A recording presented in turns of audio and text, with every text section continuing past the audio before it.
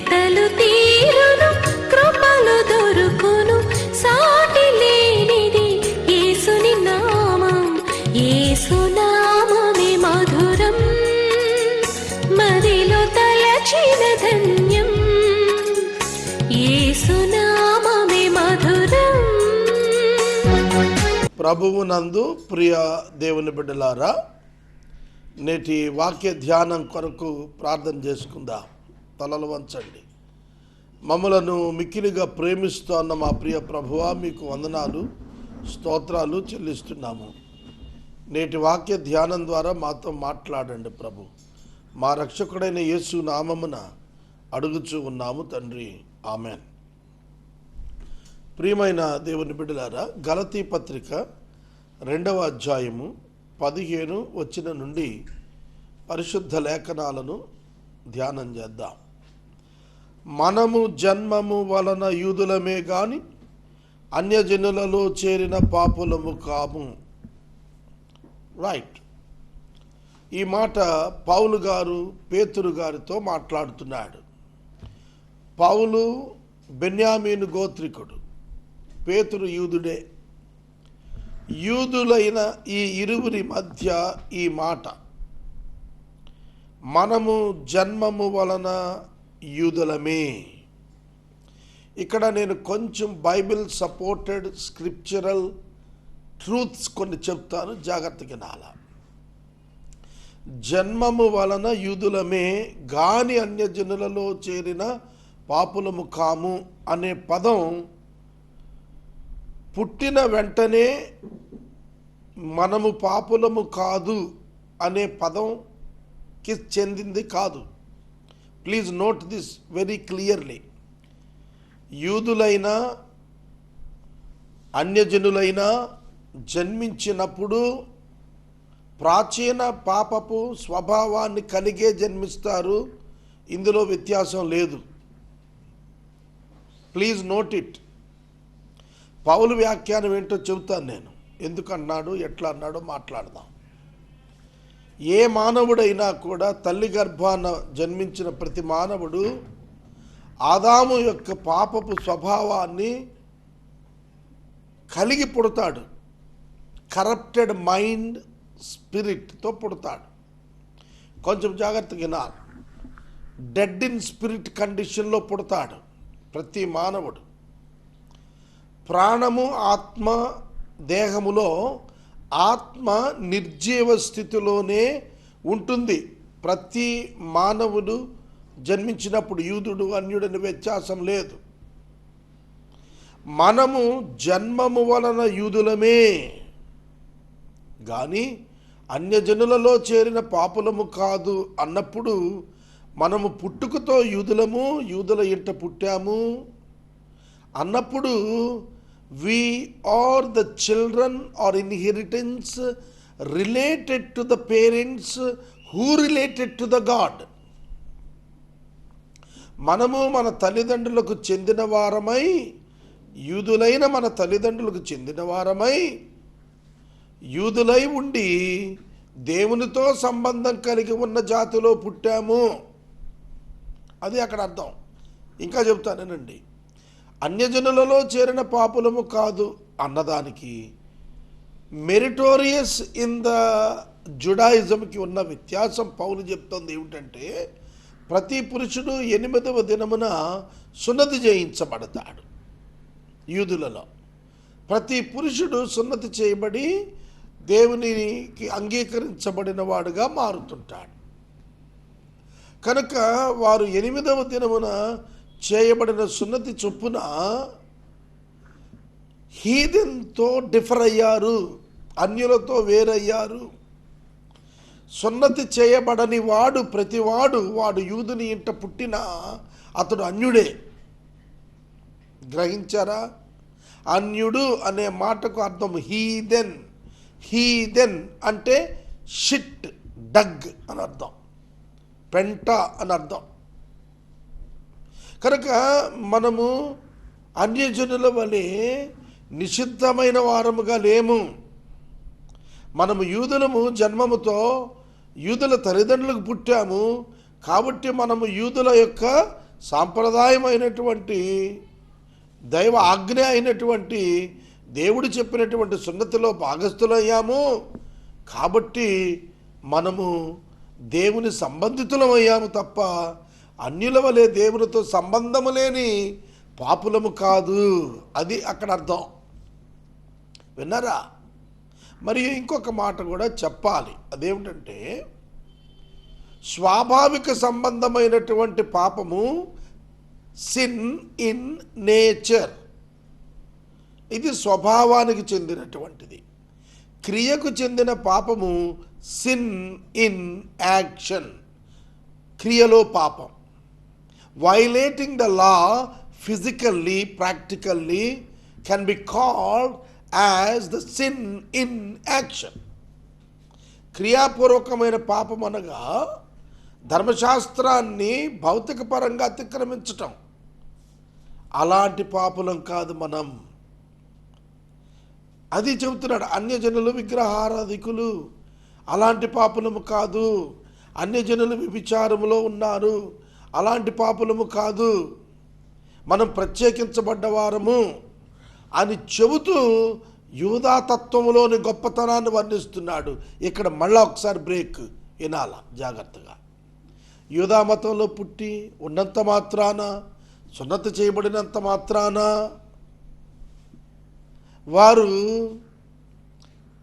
వారు రక్షణ అవసరత లేకుండా పోయారా? ప్రశ్న. సున్నతి చేయించబడ్డారు అంటే ఏమిటి? పాత నిబంధన కిందకు వచ్చారు. సున్నతి చేయించబడుట రక్షణకు గుర్తు కాదు.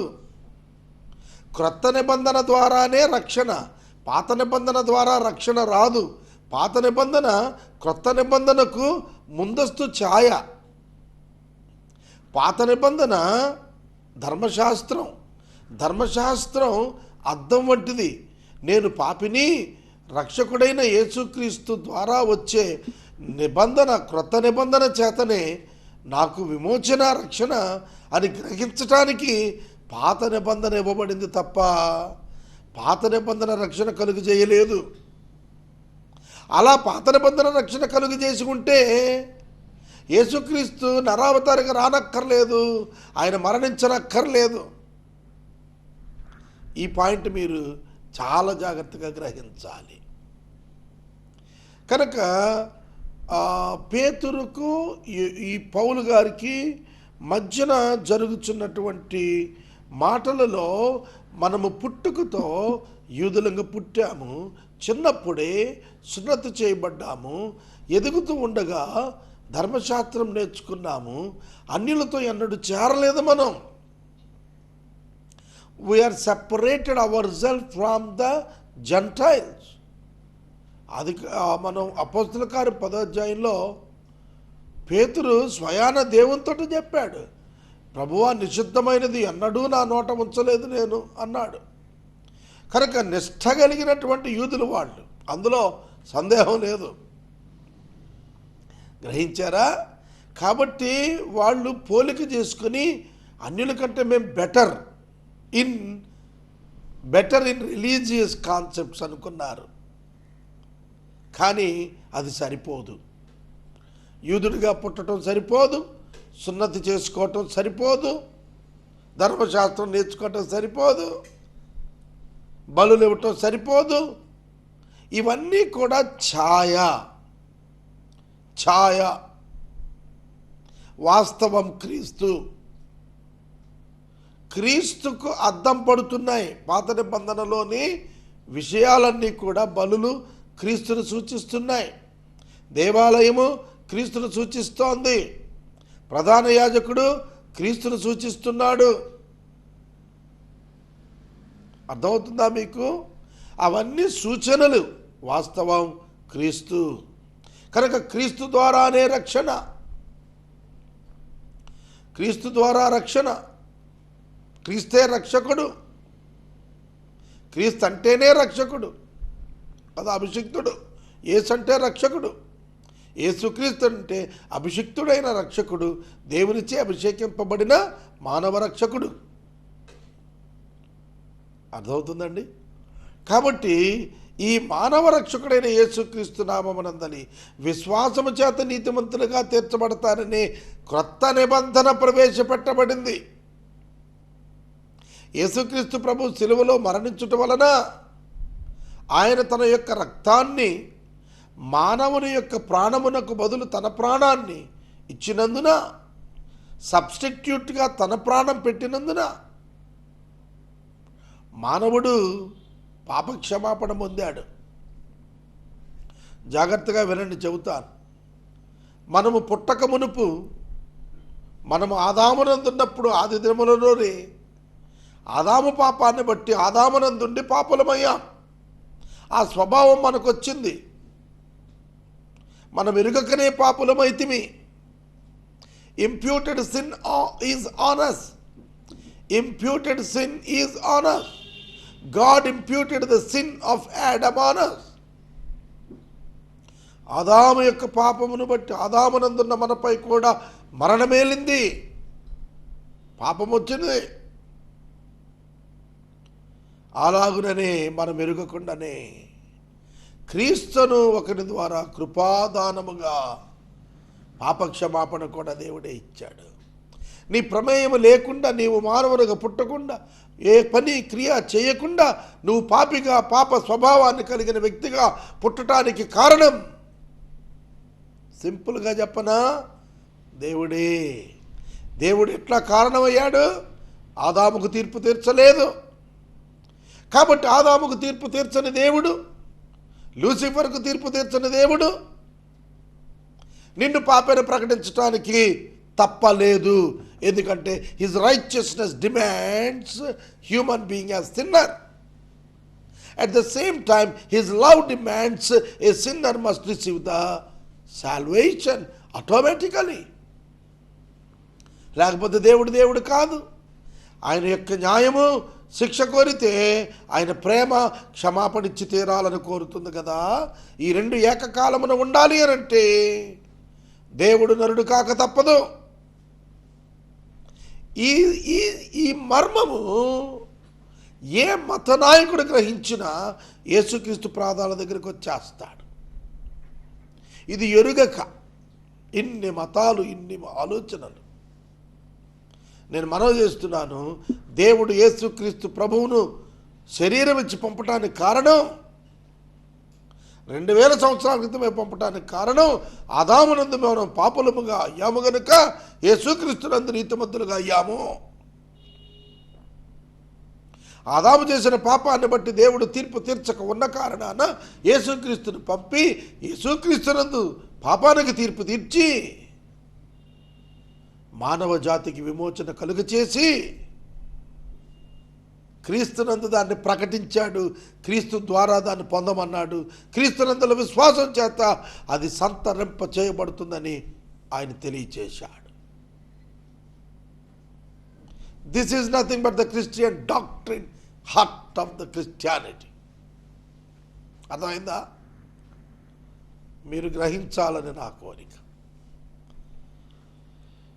మనుషుడు యేసుక్రీస్తునందలి విశ్వాసము వలన మాత్రమే కానీ ధర్మశాస్త్ర సంబంధమైన క్రియల మూలముగా నీతిమంతునిగా తీర్చబడని ఎరిగి మనమును ధర్మశాస్త్ర సంబంధమైన క్రియల మూలముగాక క్రీస్తు యేసునందలి విశ్వాసం వలన నీతిమంతునిగా తీర్చబడుటకై యేసుక్రీస్తునందు విశ్వాసం ఉంచాము. ఈ పదాలను మీరు గమనించారా? యేసుక్రీస్తునందు విశ్వాసం ఉంచిన మనము యేసుక్రీస్తు ద్వారా నీతిమంతులముగా తీర్చబడుదుము. ఫెయిత్, తీర్చబడినాము. Faith, we have received and we will receive it. మనం పొంది ఉన్నాము, పొందబోతున్నాము. పొందబోతున్న దానిని పొంది ఉన్నామనే విశ్వాసంతో పొందినట్లు బ్రతుకుతున్నాము. ఈ కామన్ సెన్స్ ఎంతమందిలో ఉంది క్రైస్తవుల్లో? మనము పొందబోవు రక్షణ విశ్వాసము చేత పొంది ఉన్నట్లుగా అథారిటేటివ్గా బతుకుతున్నాము. సింపుల్. నేను ఢిల్లీ వెళ్ళాల్సి వచ్చింది ఒక రోజున. నేను ఢిల్లీ వెళ్ళటానికి డబ్బు చెల్లించడానికి నా దగ్గర లేదు. విమానంలో ప్రయాణం నా స్థాయి కాదు. ఒక సోదరుడు వచ్చి తన డబ్బు చెల్లించి ఒక కాగితము తీసుకుని వచ్చి ఇది మీ టికెట్ అని నా చేతి దగ్గర పెట్టాడు. ఒక మెసేజ్ వచ్చింది నా ఫోన్కి. ఆ మెసేజ్ ఏం చెప్పిందంటే, ఫలానా రోజున ఇన్ని గంటలకు గన్నవరంలో మీ ఫ్లైట్ ఉంది, మీరు వెళ్ళెక్కాలి. నా ఫ్లైట్ ఇంకా నేను చేరలేదు, నా ఫ్లైట్ ఇంకా అక్కడ పెట్టబడలేదు. కానీ దానిలో పెట్టబడని ఫ్లైట్లో ఉన్న పర్టిక్యులర్ నెంబర్ ఆఫ్ సీట్ నాది అని నాకు ఇక్కడ నిశ్చయత దొరికింది. ఎందుకంటే somebody paid for that seat ticket. అర్థమైందా? యేసుక్రీస్తు ప్రభు నా నిమిత్తము ఆయన తన స్వరక్తాన్ని చెల్లించి పరలోకానికి నేను వెళ్ళటానికి కావలసినటువంటి సాధికారతను సంపాదించి ఆ అన్సీన్ డాక్యుమెంట్ నా చేతిలో పెట్టాడు. నువ్వు నమ్మావు గనక నా కుమారుడా, నీవు నా రాజ్యములో ఉంటావు. కనుక నా విశ్వాసము నా రక్షణను, నా పొందబో రక్షణను నిశ్చయించి ఇప్పుడే పొందినట్లుగా అప్పటి ఆనందం ఇప్పుడే కలుగుతోంది అంతరంగంలో. దీన్ని కలుగు చేయటానికి దేవుడు స్వయంగా పరలోకమునున్న పరిశుద్ధాత్ముణ్ణి నా హృదయంలో శాశ్వతంగా ఉంచటానికి పంపించాడు. కాబట్టి ఇది దైవ కార్యం. దేవుడు క్రీస్తును పంపగా, క్రీస్తు మరణించి రక్షణ కలుగు చేయగా, క్రీస్తు తిరిగి వెళ్ళి పరిశుద్ధాత్మను పంపగా, పరిశుద్ధాత్ముడు నా యందు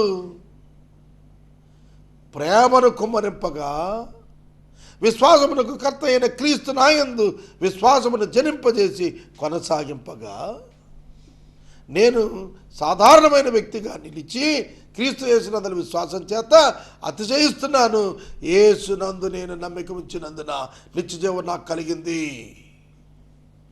కాబట్టి నా క్రియలతో నిమిత్తం లేదు. మీకు చిన్న ఫన్నీ ఇష్యూ చెప్పనా?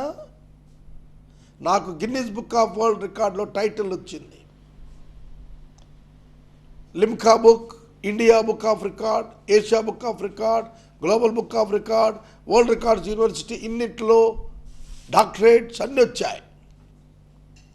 పరలోకం తెరుస్తారా నాకు? బైబిల్ ఆ చివరి నుంచి చివరి వరకు ముగించాను అని నాకు పరలోకపు ద్వారాలు తెరుస్తారా? ఇంపాసిబుల్. కరువు శాఖ మంత్రిగా పనిచేసి కోట్ల మందికి అన్నం పెట్టాడని పరలోకం తెరుస్తారా ఆయనకి? తెరవరు. అదే చెప్పింది బైబిల్ గ్రంథం. నీ క్రియలు మురికి గుడ్డలు దేవుని సన్నిధిలో. దేవుని నీతి ఎదుట నీ నీతి వెలవెలబోతుంది, పనికి రాకుండా పోతుంది. క్యాండిల్ వెలుగు రాత్రిపూట బాగానే ఉంటుంది, కానీ సూర్యుడు వచ్చిన తర్వాత క్యాండిల్ వెలుగు ఏంటో అర్థమవుతుంది. మనం క్యాండిల్ వెలుగు వంటి నీతి క్రియలపై ఆధారపడి గొప్పవాళ్ళం అనుకుంటున్నాం. సూర్యరశ్మి వస్తే తేలుతుంది నీ వెలుగెంతో. రక్షణ పొందని వ్యక్తులు చేసే సాంఘికపరమైన ప్రాజెక్ట్స్ అన్నీ కూడా క్యాండిల్ లైట్ లాంటివి. ఎన్నడూ క్రియల చేత ఒక వ్యక్తి నీతిమంతుడిగా దేవుని చేత తీర్చబడడు. కొంచెం లిటిగేషన్ ఉంది ఇక్కడ, కొంచెం లిటిగేషన్ ఉంది, జాగ్రత్తగా వినాలి. దేవుడు క్రియల చేత ఒక వ్యక్తిని పరలోకానికి అర్హుడైన నీతిమంతునిగా తీర్చడు. విశ్వాస సంబంధమైన క్రియల చేత రక్షించబడి నీతిమంతుడైన వ్యక్తి చేసేటువంటి క్రియలను బట్టి ఆ వ్యక్తి నీతిమంతుడని సమాజానికి తెలుస్తుంది తప్ప ఆ నీతి దేవుని ఎదుట పనికిరాదు. Your righteousness cannot be useful to go to the heaven, but it can be helpful to be the witness in the midst of the society. సమాజం మధ్య నువ్వు నీతిమంతుడు అని గుర్తించబడుటకు అంతరంగంలో ఉన్న నీతి హెల్ప్ చేయదు, క్రియానీతే హెల్ప్ చేస్తుంది. అన్నదానం చేశాడు, వస్త్రదానం చేశాడు, పలానా చేశాడు, పలానా చేశాడు, పలానా చేశాడు సమాజం గుర్తిస్తుంది. కానీ దేవుడు దానిని బట్టి పరలోకం ఇవ్వడు. దేవుడు క్రీస్తు యేసునందని విశ్వాసం మూలంగా నీతిమంతునిగా ఎంచుతాడు. ఈ క్రియలకు బహుమానం దొరుకుతుంది, ఆ విశ్వాసానికి పరలోకం దొరుకుతుంది. ఈ క్రియలకు దొరికే బహుమానము ఇహలోకమున ఘనమైనటువంటి స్థితి, ఉన్నతమైనటువంటి బహుమానం. నిత్యరాజ్యానికి వారసత్వానికి ఏ మానవ నీతి క్రియ పని చేయదో మరేం పని చేస్తుంది? యేసుక్రీస్తు ద్వారా నీ హృదయంలో పుట్టిన విశ్వాసం, జాగ్రత్తగా నీ ద్వారా పుట్టిన విశ్వాసం కాదు, యేసుక్రీస్తు ద్వారా పుట్టిన విశ్వాసం, యేసుక్రీస్తు ద్వారా కొనసాగిన విశ్వాసం, పరిశుద్ధాత్మ ద్వారా ఇవ్వబడిన పరిశుద్ధత, పరిశుద్ధాత్మ ద్వారా కొనసాగిన పరిశుద్ధత, పరిశుద్ధాత్మ ద్వారా అనుగ్రహించబడిన సంపూర్ణ పరిశుద్ధత. ఈ రెండే పరలోకాన్ని తీసుకెళ్తాయి. ఒక మనిషి యొక్క రక్షణలో మానవ పాత్ర లేదు. ఏమిటి ఉన్నది అంటే accepting the gift given by God freely. దేవుని చేత ఉచితంగా ఇవ్వబడిన ఆ మహాకృప అయిన రక్షణను అందుకొని కృతజ్ఞతలు దేవా అని చెప్పుకున్నవాడే పరలోకంలో ఉంటాడు. The one who gave thanks to the Lord for the salvation which God freely provided in the name of the Lord by grace. కృప ద్వారా యేసుక్రీస్తు ప్రభువునందు దేవుడు అనుగ్రహించిన రక్షణ పొందిన వాడే పరలోకంలో ఉంటాడు. సహోదరుడా, సహోదరి, ఎంత గొప్ప కృప మనం పొందాం.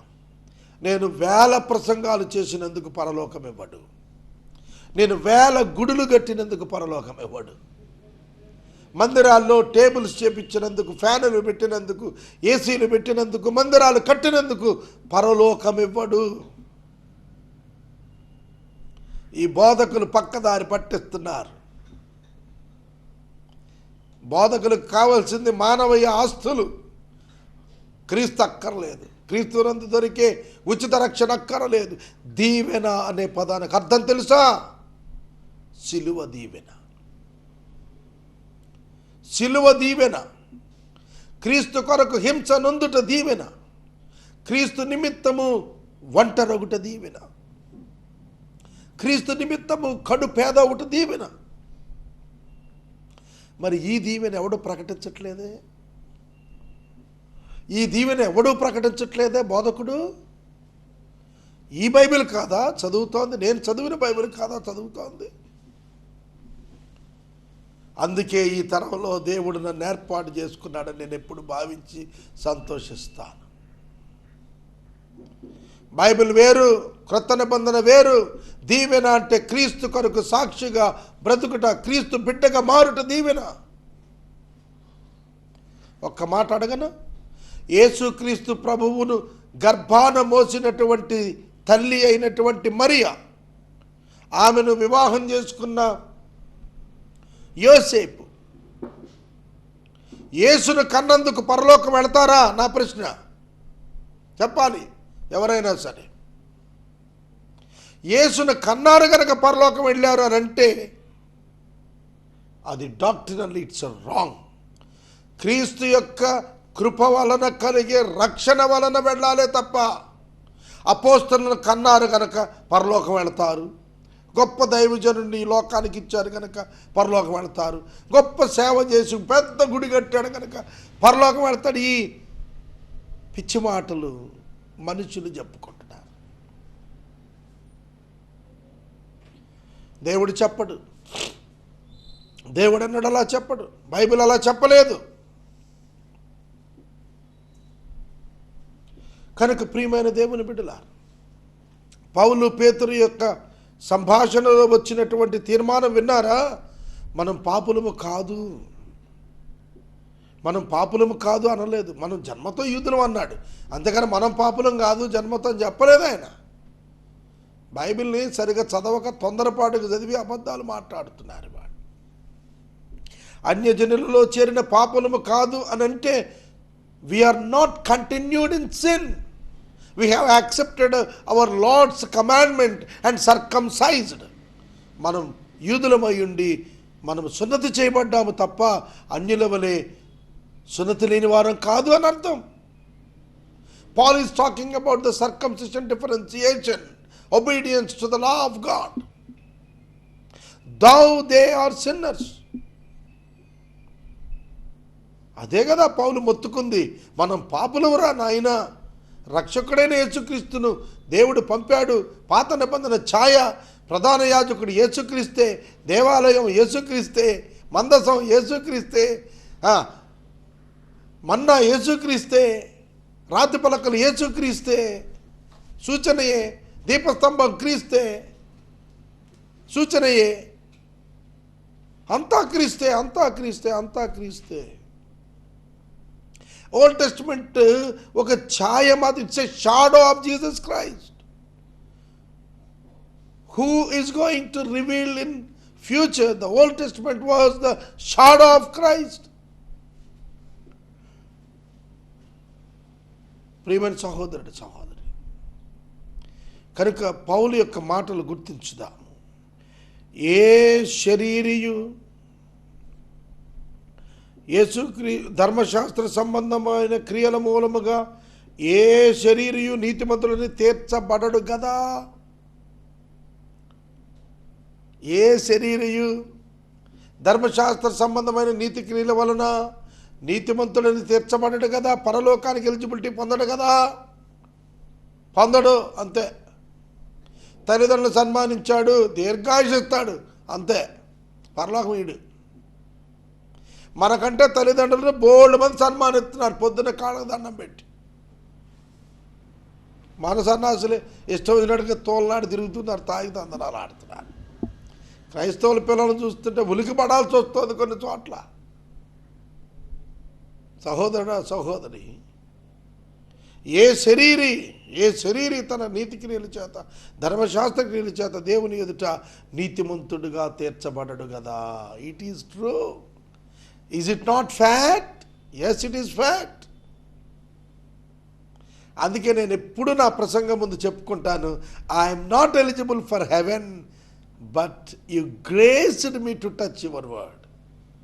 నాకు ఇప్పటికీ భయం ఏంటంటే ఈ వాక్యం నేను చెబుతున్నాను. That's my fear. I'm confidently saying to you that I'm eligible for hell. Personally, I am eligible for hell, but God wanted me to be in the heaven by His grace. I accepted it so that I am saved. ఆయన నన్ను పరలోకానికి తీసుకెళ్ళాలనుకున్నప్పుడు నేను ఒప్పుకున్నాను, తీసుకెళ్ళి బాబు అని. అంతే తప్ప నా సంపాదన వల్ల నేను వెళ్ళను. నేను 50 ఏళ్ళు సేవ చేసి 300 సంఘాలు కట్టానని నన్ను దేవుడు పరలోకం తీసుకుపోడు.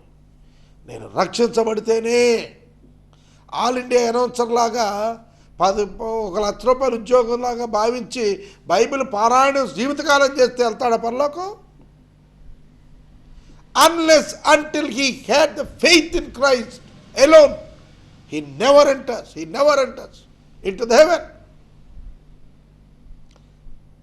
కొంచెం మీకు కోపం వచ్చి ఉండొచ్చు, టీవీల మీద రాళ్ళే బాకండి,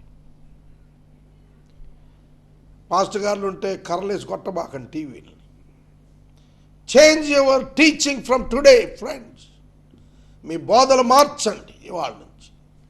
come out of the walls of the church, bring out your pulpits into the marketplaces. బయటికి రండి. Do the service to the needy people.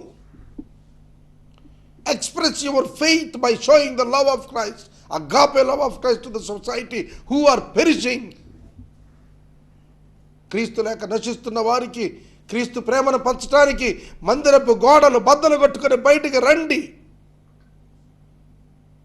అందరూ మందిరాల్లోనికి రండి అంటే సాగర్ గారు మీరేంటి గుడి బద్దలు కొట్టుకుని బయటికి రమ్మంటారు? ఎస్, బయటికి రా. సమాజం నశించిపోతుంది, బయటికి రా. ఎంతకాలం గుడిలో కూర్చొని చేతులెత్తి ఆరాధన చేస్తావు? Go in to all the world. 2000 సంవత్సరాల క్రితం ఆక్రోశించి ఏడ్చాడు యేసు ప్రభు, ఎందుకు గుడిలో కూర్చుంటున్నావు? నేను ముగిస్తున్నాను. పౌలు ఆక్రందన, ఒక సేవకుడిగా నా ఆక్రందన. ప్రార్థన. మమ్మల్ని మిక్కిలిగా ప్రేమిస్తున్న తండ్రి వందనాలు, స్తోత్ర. నీవిచ్చిన సిద్ధాంతమును బట్టి వందనములు చెల్లిస్తున్నా. దీనిలో సత్యమును ప్రతి క్రైస్తవుడు నాయకుడు నేర్చుకుంటే సహాయం చేయండి. యేసు నామమున నడుచున్నాం తండ్రి, ఆమేన్. తండ్రి దేవుని ప్రేమ, కుమారుని యేసయ్య కృప, పరిశుద్ధాత్మని కన్యుని సహవాసం సదాకాలం మనకు తోడైండునుగాక, ఆమేన్.